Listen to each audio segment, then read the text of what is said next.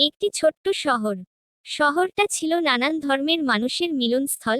হিন্দু, মুসলিম, খ্রিস্টান সবাই মিলে শান্তিতে থাকত। শহরের এক কোণে থাকত এক মুসলিম কিশোর, মানিক। সে ছিল ভদ্র, বন্ধুসুলভ আর সবার প্রিয়। তাড়াতাড়ি চ্যানেলটি সাবস্ক্রাইব করে দিন, ভিডিওতে লাইক, কমেন্ট এবং শেয়ার করুন। আপনাদের এই ছোট্ট কাজগুলো আমাদেরকে আরো সুন্দর ও মানসম্মত কন্টেন্ট তৈরি করার সাহস যোগাবে। আপনাদের সমর্থনেই আমাদের স্বপ্নগুলো পূর্ণতা পাবে। একদিন দুর্গাপূজার বড় আয়োজন হলো। মানিকের হিন্দু বন্ধু অর্পণ এসে বলল, মানিক, আজ সন্ধ্যায় আমাদের বাড়িতে পূজার প্রসাদ হবে, তুমি এলে খুব ভালো লাগবে। মানিক কিছুক্ষণ চুপ করে রইল। মনে পড়ল, কয়েকদিন আগেই তার দাদু কোরআনের ব্যাখ্যা করে বলেছিলেন, যে খাদ্য আল্লাহ ছাড়া অন্য কারো নামে নিবেদন করা হয়েছে তা আমাদের জন্য হালাল নয়। তবে অমুসলিম ভাইদের সঙ্গে সৌজন্য ও বন্ধুত্ব বজায় রাখা ফরজ সদাচরণের অংশ।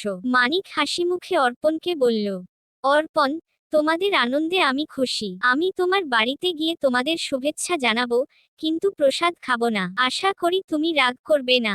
অর্পণ অবাক হলেও কষ্ট পেল না, বরং সে বলল, না রে মানিক, আমি জানি তোমরা মুসলমানরা আল্লাহর নামে না হওয়া খাবার খাও না, কিন্তু তুই এলেই আমার আনন্দ হবে। তোর ধর্ম মানার শ্বাসটা আমি শ্রদ্ধা করি। সন্ধ্যায় মানিক অর্পণের বাড়িতে গেল। পূজার ভিড়, আলো আর ঢাকের শব্দে চারপাশ গমগম করছে। মানিক সবাইকে শুভেচ্ছা জানালো, অর্পণের মাকে সালাম করলো। অর্পণের বাবা হেসে বললেন, মানিক, তুমি আসায় আমাদের উৎসব আরো রঙিন হলো। মানিক হাসলো এবং বলল, আমরা ভিন্ন ধর্মের হলেও মানুষ হিসেবে আমরা এক পরিবার। একে অপরের আনন্দে পাশে থাকাই আমাদের দায়িত্ব। অর্পণের মা প্রসাদ এগিয়ে দিলেন। মানিক বিনয়ের সঙ্গে বলল, খালা, আপনারা আমার প্রতি অনেক দয়া করেছেন, কিন্তু আমার ধর্ম অনুযায়ী এই খাবার খাওয়া আমার জন্য ঠিক নয়। তবে আমার দোয়া আছে, আপনাদের আনন্দ ও শান্তি বরকতপূর্ণ হোক। সবাই মানিকের সৌজন্য ও নীতির প্রতি শ্রদ্ধায় মুগ্ধ হলো। পরদিন স্কুলে অর্পণ তার বন্ধুদের বলল,